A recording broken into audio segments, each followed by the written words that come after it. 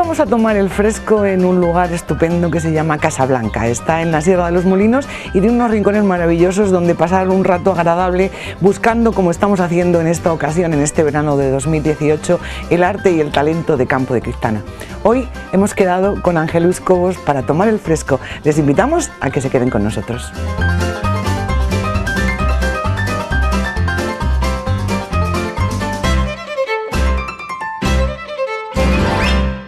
Hoy tomamos el fresco con Ángel Luis Cobos. Ángel Luis Cobos, que es un músico, y con esa palabra yo creo que abarcamos cada uno de los aspectos de su vida profesional y también de su vida, pues creo que de su vida, porque está dedicado prácticamente a la música. Compositor, director, arreglista, profesor de música, es que lo abarcas todo, por eso me gusta que la palabra sea Ángel Luis Cobos, músico. ¿Estás de acuerdo? Bueno, es que la música es una disciplina que abarca muchas subdisciplinas, ¿no? El músico tiene que estar en constante formación y bien se dedique como instrumentista, como compositor, como arreglista. Es decir, la música es un oficio que tiene muchos oficios dentro, ¿no? Y entonces no se puede abarcar todo, pero cuando vives de lleno por y para la música, pues sin darte cuenta vas poco a poco pues abarcando cada vez más cosas, te van surgiendo más ideas, te van surgiendo más proyectos y bueno, y en eso estamos. Y una cosa que no he dicho, además también es compositor. Has compuesto, aparte de alguna obra para la Semana Santa, sí, también músicas para otras personas, incluso para algún documental. ¿Esto también forma parte del músico en general, Ángel Luis, o es particular? Hombre, el mundo de la creación en el músico para mí es fundamental. Lo que pasa es que no siempre te puedes dedicar a ello plenamente. La composición, la creación es un oficio más dentro de la música que además absorbe una cantidad de tiempo, te requiere una cantidad de tiempo del que no dispones. Entonces haces pequeñas cosas, no haces con grandes proyectos. Él comenzó desde muy pequeño, es de Campo de Criptana, tiene una familia también dedicada a la música y desde los 12 años ya se ve claramente que a ti te apasiona este mundillo, sí, y empiezas a estudiar clarinete. Sí. Yo empiezo en la Academia de Educandos de la Filarmónica, de la mano del que siempre he considerado mi maestro, porque fue el que me introdujo realmente en esto, que fue José María Beltrán. Y yo empecé a estudiar música con la simple idea de tocar en la banda. A mí lo que me gustaba y me apetecía era tocar en la banda. Yo nunca me planteé ser profesional, ni hacer estudios superiores, ni hacer estudios reglados. Era un crío que iba a estudiar música para tocar en la banda y ya está. Lo que pasa es que di con una persona, que José María Beltrán, que fue el que me empujó y me impulsó a que me lo tomara más en serio. ¿Y te lo tomaste? Sí. Bueno, empiezas, te vas haciendo otras cosas también, pero poco a poco te vas involucrando con gente, con proyectos, con, no sé, la vida, coges el camino y vas, pues un poco, te van sucediendo cosas, ¿no? ¿Y en qué momento tú decides que ya esto va a ser lo tuyo? Porque sigues estudiando, como tú dices, aparte de la música estudias también económicas, en fin, que haces otras cosas, pero ¿en qué momento es cuando ya eres consciente de que tu vida va por aquí? ¿Qué va a ser la música? No hay un momento, digamos, concreto, ¿no? Sino que te ves, como te he dicho antes, involucrado en todo, ¿no? Quizá el momento más que se puede decir que es el paso más al profesionalismo es cuando realizas estudios superiores y te das cuenta que, bueno, que la cosa funciona, ¿no? Y que lo que haces gusta y que, bueno, que puede ser el momento de planteárselo. Una vida profesional dedicada a la enseñanza, gran parte de ella, primero, bueno, y en este momento también estás en la Escuela Municipal de Música, eres el director además de Música y Danza, eres el director, pero además de eso pues has participado en otras muchas bandas de música, por ejemplo has dirigido la banda de música de Herencia, de Villanueva del Cardet, también has estado aquí en Campo de Criptana dirigiendo la coral, en fin, que siempre... Bueno, sí, lo de la banda de música de Herencia fue unos años que estuve trabajando allí. En Villanueva de Cardete dirigí, no la banda, la coral polifónica que existía entonces en aquellos años, y luego con la coral nuestra, con la coral Santa Cecilia, lo que he hecho han sido colaboraciones muy concretas, muy puntuales. He trabajado con ellos dirigiendo algunas antologías, luego también con el conservatorio y con la coral Santa Cecilia, cuando han organizado algunas zarzuelas, siempre me han invitado a dirigir. La última fue Doña Francisquita. Hicimos la verbena de la Paloma con la coral en el 2005 o 2006, no me acuerdo, el año del Quijote, que representamos aquí en la Explanada de la Paz, representamos El Hombre de la Mancha. Pues luego con la coral y con el conservatorio también me pidieron colaboración para dirigir la verbena de la Paloma, y posteriormente, que además fue un proyecto muy bonito y bastante exigente, Doña Francisquita. Estaba yo pensando, Ángel Luis, que bueno, que me estás relatando la vida de un profesor normal. Sí. Sin embargo, cuando tú empiezas a dirigir este tipo de cosas, antologías de zarzuelas, zarzuelas completas, ya grandes musicales como los que hemos visto este año en concreto, hace unos meses, ya estamos hablando de un artista. ¿Tú te consideras un artista? Yo me considero un músico. Músico que practica una disciplina artística, ¿no? Pero yo nunca he pensado en lo que es el sentido de un artista. Bueno, el artista en el sentido de que practicas un arte y de que intentas mejorarte y de hacerlo y con mucha exigencia, autoexigencia, hacerlo lo mejor posible, ¿no? Pero yo fundamentalmente me considero un músico porque además me gusta estudiar, me gusta leer mucho, me gusta estudiar mucho y me gusta profundizar mucho en lo que es mi profesión, en todos los aspectos de mi profesión. Unas veces se consigue mejor y otras veces peor, porque no siempre uno tiene el tiempo y la disposición para hacer las cosas, ¿no? Sigo insistiendo en la humildad que se practica en Campo de Cristana, pero bueno, ellos dicen que es lo normal, que salen así las cosas, pero ser capaces de poner en escena musicales como Mamma Mía, como El Hombre de la Mancha, o como el más reciente, Los Miserables, sin olvidarnos de Jesucristo Superstar, eso no es tan normal, y no es tan normal en una población que no tiene una infraestructura, ya no voy a hablar de un gran teatro, sino una infraestructura de cantantes, de músicos. Es que se necesita mucho, poner un musical en la Gran Vía cuesta un dineral. Se necesitan dos cosas, voluntad, sobre todo voluntad, y por supuesto talento. Y afortunadamente tenemos las personas con esa voluntad y ese talento para llevar a cabo estos proyectos. Si no, se podrían hacer, sí, pero no al nivel que se han conseguido,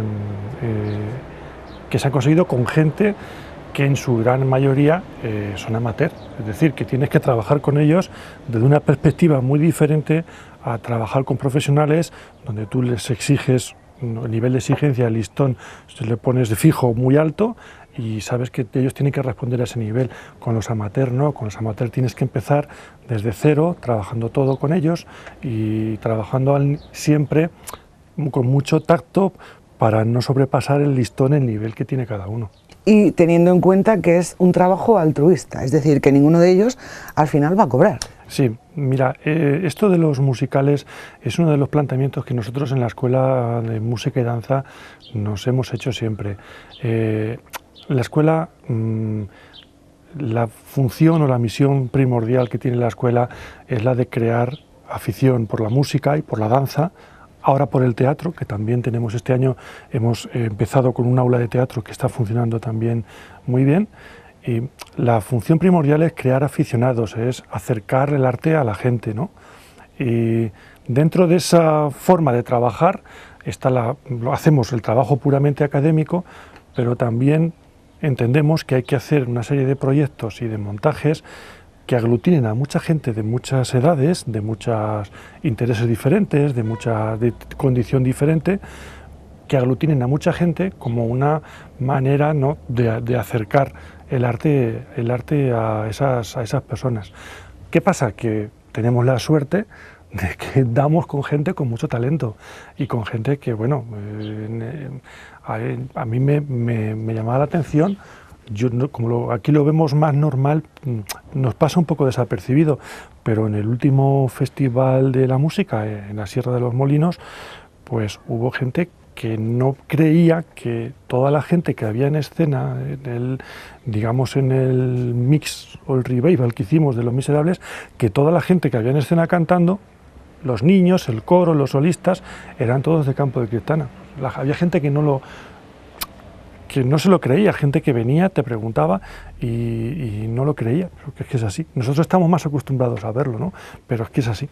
Sí, estamos más acostumbrados a verlo, pero es extraordinario. Nos has hablado ya de cuando las personas están ensayando porque va a comenzar la obra, pero y hasta ese momento, Ángel Luis, porque tú ahí haces un gran trabajo, tienes que arreglar, tienes que adecuar la música, las voces al teatro. Cuéntanos un poco cómo es ese trabajo que es laborioso, arduo y difícil. Sí, mira, el trabajo más brutal que hice con respecto a eso fue cuando hicimos en el 96 Jesucristo Superstar. Aquello fue un boom, supuso un boom en el sentido de que el montaje era un montaje innovador. Ahora ya lo vemos todo mucho más normal, porque cualquier montaje que hagamos ya tiene unos mínimos de sonido, de iluminación, entonces aquello todo era nuevo, pasamos prácticamente de la nada al todo en una obra, ¿no?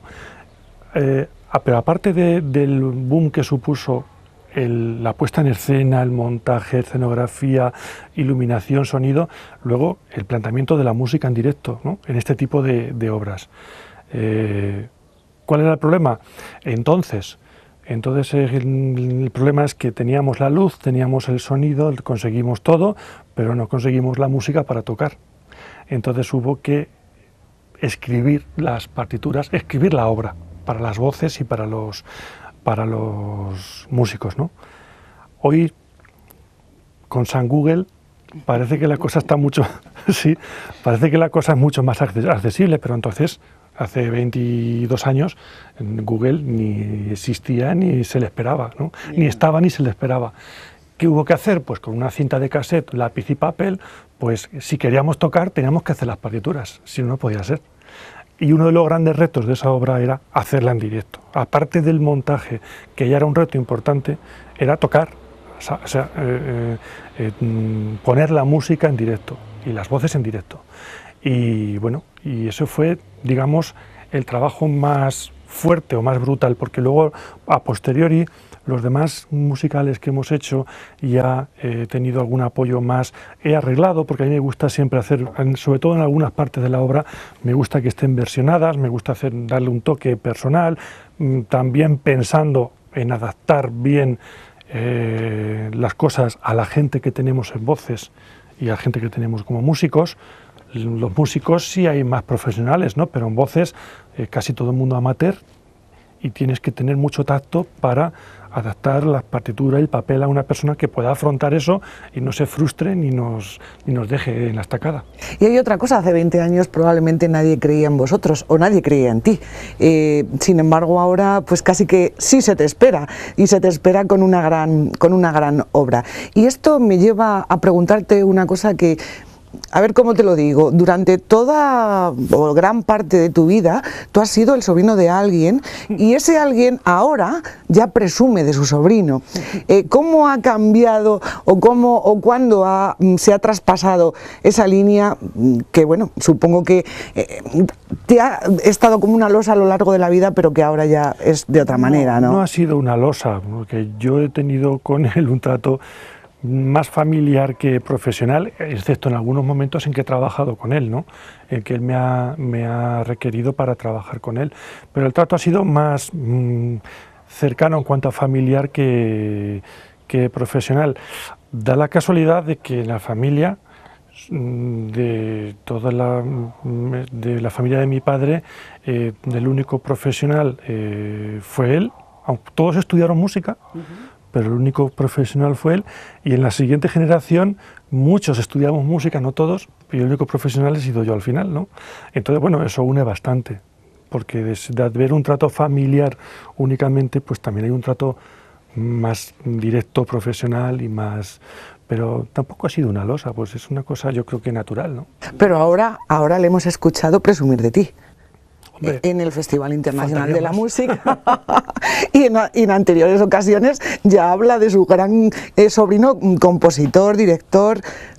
Está bien, ¿no? Es algo que Está muy bien, supongo... y más en una persona que tiene la trayectoria que él tiene y que ha recorrido el mundo y sigue recorriendo el mundo y conociendo gente, ¿no? Pues me parece pues bastante halagador.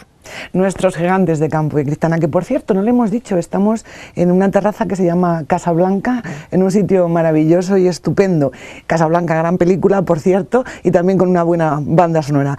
Quiero cambiar un poquito porque hay algo muy importante también a lo largo de la vida de Ángel Luis, que es el tiempo que estuvo con la orquesta, con la gran orquesta Maestrónica. 20 años, que también se dice muy deprisa, pero que son muchas galas, son muchos arreglos, son muchas composiciones. Hablemos un poco de tu etapa en Maestrónica. Hombre, Maestrónica daría para escribir un libro o hacer otras 3 entrevistas. Bueno, cuando quieras.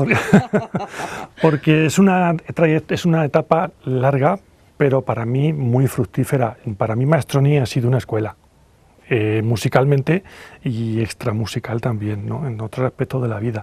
Las giras veraniegas durante muchos años y la gente que yo he conocido ahí, porque por Maestrónica han pasado, no voy a decir cientos de personas, pero casi, ¿no? Para mí ha sido una escuela, y más en el momento en que yo llego a Maestrónica, que era prácticamente un crío, era muy jovencillo, que en aquella época tampoco había una oferta grande de grupos o de como puede haber ahora, que hay más movimiento musical en cuanto a chicos que organizan grupos y que entonces prácticamente era Maestroni y Maestroni. Luego ya afortunadamente se abrió mucho el abanico y entonces yo llego allí prácticamente pues eso, novato de cero y me cogen. ¿Con qué edad empezaste? Con 18 años. Con 18. Me cogen y bueno, y lo que en principio era igual, te digo que cuando empecé a estudiar música, ver una aventurilla ahí a ver qué pasaba, pues estuve casi 20 años o 20 años con ellos, ¿no? Y guardo magnífico recuerdo de aquello porque fue para mí una época muy productiva en lo personal y en lo musical. Aprendí mucho con ellos. Hablemos un poquito de la música que tú escuchas. Ya sé que escuchas todo porque por profesión tienes que escucharlo todo, pero ¿qué te gusta a ti? ¿Qué es ese disco o ese CD que llevas en tu coche y que solo sabes tú que lo llevas? Llevo yo muchos CDs en el coche. Yo soy muy ochentero. En cuanto a lo que es la música moderna, soy bastante ochentero. En la época de mi adolescencia, entonces aquello no se olvida tan fácil, ¿no? No se olvida nunca. Yo soy bastante ochentero. Últimamente escucho más clásico y sobre todo siglo XX. Me gusta mucho un compositor armenio, no, se llama Arvo Pärt, es un compositor clásico, neoclásico, que todavía vive, todavía existe, y hay momentos difíciles en la vida en los que para mí escuchar ciertas piezas de este compositor pues es bastante gratificante, ¿no? En cuanto al clásico, últimamente me ha dado por el siglo XX, escucho mucho Stravinsky. Mis gustos musicales en el clásico van también más por el final del XIX, lo que es la época del postromanticismo, de Mahler, Ravel, toda esta gente. Además la estudio, o sea, la escucho con la partitura en la mano. Y el resto de las personas, ¿sabemos escuchar música? Que sí, bueno, a ver, nos gusta escuchar una canción para bailar, para divertirnos, pero... Siempre se habla de que si sabe escuchar música o no. Yo creo que la música se escucha y si la música si te dice algo, te cautiva, te hace de volver a escucharla o te produce alguna emoción, la música está cumpliendo su cometido.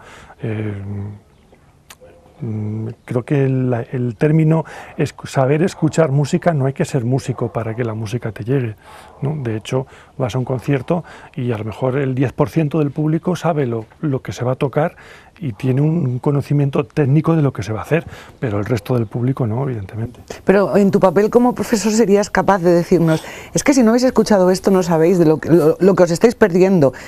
¿Serías capaz o dejas libertad para todo el mundo que escuche todo? Yo dejo mucha libertad porque además vivimos en una época de tendencias y de tendencias de todo tipo, y con internet ya ni te cuento, ¿no? Entonces uno Yo soy en eso, soy bastante liberal o libre, ¿no? Para que cada uno escuche lo que le... Yo puedo aconsejar cosas, pero que cada uno escuche lo que le parezca y lo que le apetezca, porque a lo mejor música que a mí en un momento determinado me puede gustar, en un momento determinado de mi estado de ánimo o del momento del día que me pongo a escuchar música o a estudiar música, lo que a mí me puede decir esa música a lo mejor a otra persona no, o no le dice nada. Es que, claro, es que el arte es eso, tú ves un cuadro, el cuadro te puede emocionar o te das media vuelta y te vas. Ya, bueno, esa tolerancia es lo ideal, pero ya sabes que hay muchas personas que practican otra. Es decir, lo que yo no escucho es porque no es bueno y lo digo. Eso no. No, porque además yo soy caballo de buena boca, o sea, me gusta, sí, me gusta todo. Cierto tipo de música contemporánea, muy conceptual, la entiendes menos. No es que la entienda, me cuesta más, pero dentro de lo contemporáneo pues también hay gente que me gusta. Hindemith, que es también del siglo XX, que también tuvo una época bastante rara, luego cambió, pues también hay cosas que me han cautivado de él, ¿no? Incluso del propio Stravinsky, ¿no? Del propio Schoenberg, que son músicos que son los que rompieron, ¿no? Hacia lo contemporáneo. Aquí podríamos escribir otro libro y hacer otras 2 entrevistas de esto, ¿no? De gente que rompió hacia lo contemporáneo, pues hay cosas que realmente que a otra gente no puede escuchar porque no le parece, a mí me encantan. Y en cuanto a música moderna, soy ochentero total, o sea, yo soy de mi época de la adolescencia y soy de Radio Futura. A mí me gustaba mucho Germán Copini. Germán Copini, de Golpes Bajos. De Golpes Bajos, que era el grupo que yo tenía más interés, ¿no? Pero también me gustaba mucho Queen, del que tengo casi toda la discografía. Supertramp, que es más setentero que ochentero, sobre todo en la época buena, ¿no? De Hodgson y de el otro que no me acuerdo cómo se llama, Roger Hodgson, y el otro no me acuerdo cómo. Desayuno era el... bueno. El Breakfast in America. Una pregunta que yo quiero hacerle al director. Cuando el director, que no tiene seguramente la mejor posición en el teatro, sí la tiene con respecto a su orquesta, porque los ve a todos, pero me gustaría saber si cómo siente al público un director cuando está, pues eso, centrado en su orquesta, porque se ve en algunos momentos cómo los directores se dirigen al público para pedirles, pues por ejemplo, tu tío el otro día, pitos. ¿Cómo es ese sentimiento? Es una manera de implicar a la gente en música, en un tipo de música que llega mucho, ¿no? Que es una música que a la gente le llega, una música tonal, alegre, con un ritmo vivo, y entonces, pues bueno, pues pide que la gente participe para involucrarse más en el concierto. El director es el que peor está, porque es el que está de espaldas al público. De ahí la anécdota que cuentan famosa de Beethoven, ¿no? Cuando dirigió su 9ª sinfonía, prácticamente estaba sordo, no oía, ¿no? Entonces, él tenía tal oído interno que podía dirigir la música y escucharla internamente. Entonces, él no sabía la reacción del público cuando acabó la sinfonía, hasta que se volvió y vio todo el mundo puesto en pie, ¿no? Eso es un poco, es lo que cuentan, es una anécdota. No sé si al final será real o no. Realmente trabajas para el público, trabajas para ti mismo, para tu satisfacción personal, pero estamos en un tipo de arte, la música, que es un arte que tienes que enseñar, que tienes que mostrar, si no, no lo harías. Nadie está en su casa tocando por tocar, estudiando por estudiar, toca y estudia para ponerse delante de un público y demostrar, ¿no? No demostrar en sí mismo la valía tuya, sino mostrar la obra que estás trabajando e intentar emocionar a la gente con ella. Pero tú notas la gente, ¿la notas? Sí, se nota el calor, y se nota cuando hay frialdad, y se nota, sí, hay cierto duende que sí. Tenemos que acabar el programa, tendríamos para más, pero sí que me gustaría ya muy brevemente, Ángel Luis, que me hables del público de Campo de Cristana. ¿Por qué eso de que Cristana es música? ¿Es verdad? Y también, ¿por qué tú has elegido quedarte en Campo de Cristana? Porque probablemente esté relacionado la una con la otra. Pues yo he elegido Campo de Criptana para quedarme, pudiendo tener oportunidades en ciertos momentos de no estar aquí, porque he pensado siempre que aquí mi profesión se puede desarrollar en toda su amplitud como profesor, como instrumentista, como director o como compositor. La profesión de músico en Campo de Criptana se puede desarrollar perfectamente. ¿Por qué Criptana es música? Que es el eslogan, ¿no?, que nos gusta tanto a todos, ¿no? Porque es muy... Pues yo creo que porque hay una tendencia de mucha gente hacia la música, sobre todo de mucha gente joven, y yo en eso pues tengo mi parte de culpa, o me considero culpable en parte, ¿no? Pues porque ya llevo 20 años enseñando música y algo tendré que haber hecho en esto para que haya mucha gente joven que, independientemente que luego se haya dedicado a ella profesionalmente o no, porque eso es una decisión que se toma luego más de adulto, ¿no? Pero por lo menos acercar la música a la gente y que mínimamente pues alguien pues haya tocado un instrumento o haya cantado o no sé. Creo que merece la pena este pueblo.